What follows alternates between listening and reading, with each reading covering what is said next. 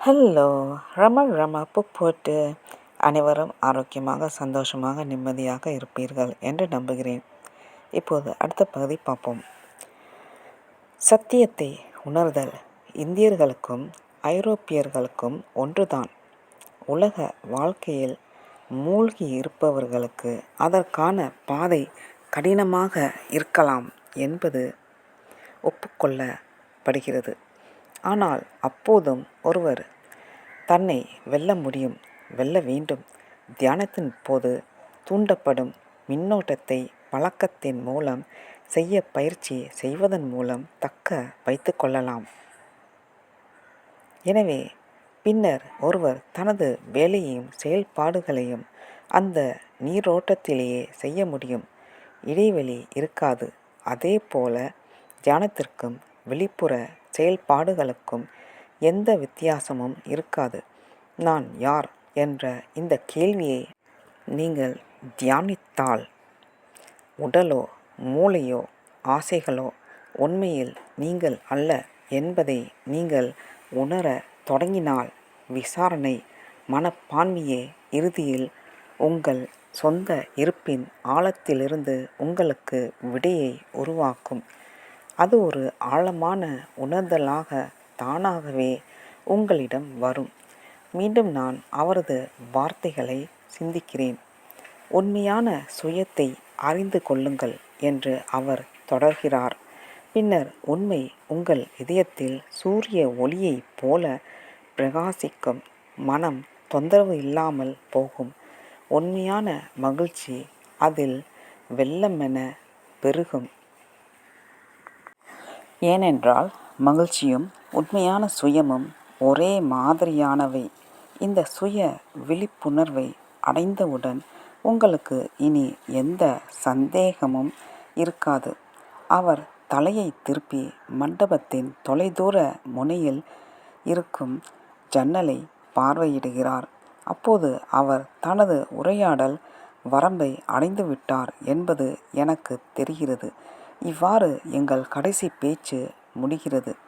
நான் புறப்படுவதற்கு முன்பு அவரை மௌனத்தின் ஓட்டிலிருந்து வெளியே இழுத்ததற்காக நான் என்னை நானே பாராட்டுகிறேன். நான் அவரை விட்டுவிட்டு காட்டில் ஒரு அமைதியான இடத்திற்கு அலைகிறேன். அங்கு நான் நாளில் பெரும் பகுதியை என் குறிப்புகள் மற்றும் புத்தகங்களுடன் செலவிடுகிறேன். அந்தி விழும்போது நான் மண்டபத்திற்கு திரும்புகிறேன். ஏனென்றால் 1 மணி நேரம் அல்லது 2 மணி நேரத்திற்குள் ஒரு குதிரை வண்டி அல்லது மாட்டு வண்டி என்னை இந்த இடத்தை விட்டு கூட்டிச் செல்லும். நான் உள்ளே நுழையும்போது மகரிஷி அசைக்கும் பூங்காவின் கீழ் பாதி சாய்ந்திருக்கிறார். ஆனால் அவர் விரைவில் எழுந்து தனக்கு பிடித்தமான அணுகுமுறையை எடுத்துக்கொள்கிறார். அவர் கால்களை குறுக்காக வைத்து வலது காலை இடது தொடையின் மீது வைத்து இடது காலை வலது தொடையின் மீது மடித்து வைத்தபடி அமர்ந்திருக்கிறார். மெட்ராஸுக்கு அருகில் வசிக்கும் யோகி பிரம்மாவால் இதே போன்ற நிலையை காட்டப்பட்டதை நினைவில் கொள்கிறேன். அவர் அதை வசதியான என்று அழைத்தார். இந்த உண்மையில் ஒரு அரை புத்தர் ஆசனம் மற்றும் செய்ய மிகவும் எளிதானது. மகரிஷி அவரது வழக்கப்படி தனது வலது கையால் தனது கன்னத்தை பிடித்து முழங்கையை ஒரு முழங்காலில் வைத்திருக்கிறார். பின்னர் அவர் என்னை கவனமாக பார்க்கிறார். ஆனால் மிகவும் அமைதியாக இருக்கிறார். அவருக்கு அருகில் தரையில் அவரது பூசணிக்காய் ஓடு நீர் குடலையும் அவரது மூங்கில் கோலையும் நான் கவனிக்கிறேன்.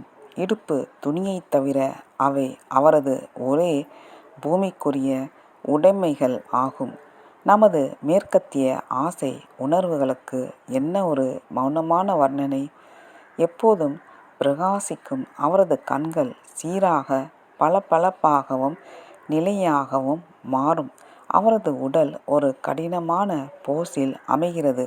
அவரது தலை சிறிது நேரம் நடுங்கி பின்னர் ஓய்வெடுக்கிறது. இன்னும் சில நிமிடங்கள் கழித்து நான் அவரை முதலில் சந்தித்த போது இருந்த டிரான்ஸ் போன்ற நிலைக்கு அவர் மீண்டும் நுழைந்து விட்டார் என்பதை நான் தெளிவாக உணர்கிறேன். எங்கள் பிரிவு எங்கள் சந்திப்பை மீண்டும் செய்யும் என்பது எவ்வளவு விசித்திரமானது! யாரோ ஒருவர் தனது முகத்தை என் முகத்திற்கு அருகில் கொண்டு வந்து என் காதில் கிசுகிசுக்கிறார். மகரிஷி புனித டிரான்ஸ் அதில் ஈடுபட்டு விட்டார். இப்போது பேசுவது பயனற்றது. சிறிய கூட்டத்தினரிடையே ஒரு அமைதி நிலவுகிறது. நிமிடங்கள் மெதுவாக கடந்து செல்கின்றன. ஆனால் அமைதி ஆழமடைகிறது. நான் மதவாதி அல்ல, ஆனால் ஒரு தேனீ அதன் அனைத்து ரம்மியமான பூக்களிலும் ஒரு பூவை எதிர்க்க முடியாதது போல் என் மனதை பற்றி கொள்ள தொடங்கும் அதிகரித்து வரும் பிரமிப்பின் உணர்வை என்னால் இனி எதிர்க்க முடியாது. மண்டபம் என்னை ஆழமாக பாதிக்கும் ஒரு நுட்பமான, அருவமான மற்றும் வரையறுக்க முடியாத சக்தியால் நிறைந்துள்ளது.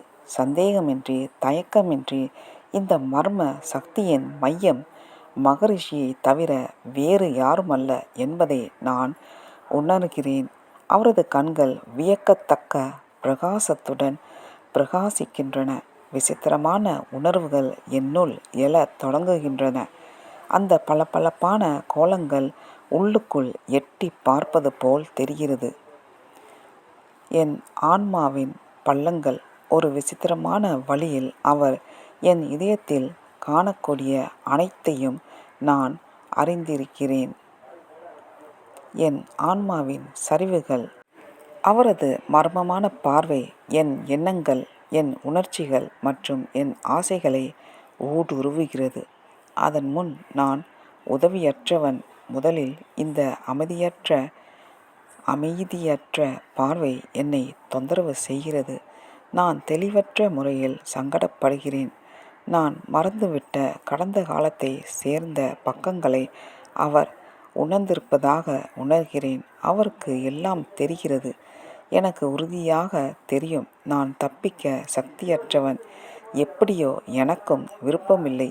எதிர்கால நன்மை பற்றிய சில ஆர்வமுள்ள தகவல்கள் அந்த பரிதாபமற்ற பார்வையை தாங்க என்னை தூண்டுகின்றன. நன்றி, வணக்கம். ராமா புப்போட்டு.